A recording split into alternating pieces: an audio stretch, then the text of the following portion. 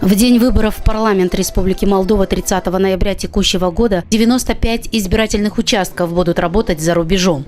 Все граждане, находящиеся в этот день за рубежом, будут иметь возможность использовать свое гражданское право голоса на одном из этих участков. Что знают об этом жители Камрата, мы узнавали в ходе опроса. Это право граждан, это не только их и обязанность, и право участвовать в голосовании. Все граждане Молдовы, находящиеся за рубежом.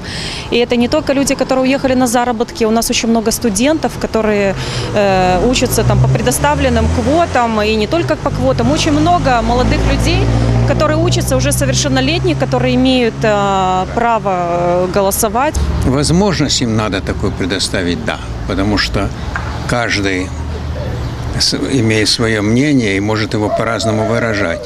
Вплоть до того, что выйти на площадь или просто в своем кругу переговорить. Поэтому возможность им надо предоставить.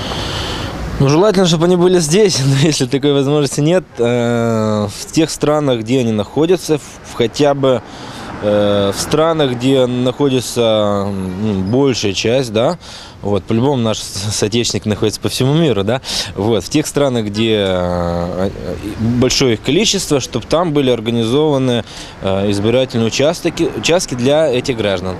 Для этого, конечно, нужно, чтобы избирательные участки были во многих регионах России, Украины, Белоруссии, может быть, Казахстана. Стран Европы, конечно, там много в Италии, много в Турции. В крупных городах, где есть посольство, есть в городах, где есть консульство, я думаю, что они все будут в этот день открыты и будет предоставлена возможность принять участие, проголосовать, выполнить свой гражданский долг. По данным Центральной избирательной комиссии, на официальном сайте зарегистрировано более 1700 заявлений о намерении голосовать за пределами страны. Это говорит о том, что не все граждане Республики Молдова, находящиеся за границей, информированы о том, каким образом они могут воспользоваться своим правом.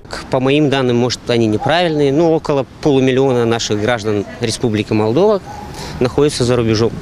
Нас с самого детства учат, что наш голос, он может решить все.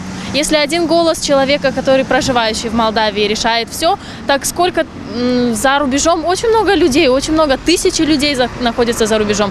Так какое влияние они могут оказать на выборы? Большое. Избиратели, которые в силу разных причин не зарегистрировались заранее, могут осуществить свое право на голосование, явившись в день выборов в соответствующий избирательный участок, предоставив удостоверение личности, на базе которого разрешается участие в выборах в парламент Республики Молдова. Их внесут в дополнительный список. Расходы, связанные с открытием избирательных участков за рубежом, будут покрыты за счет средств государственного бюджета, выделяемых на проведение парламентских выборов.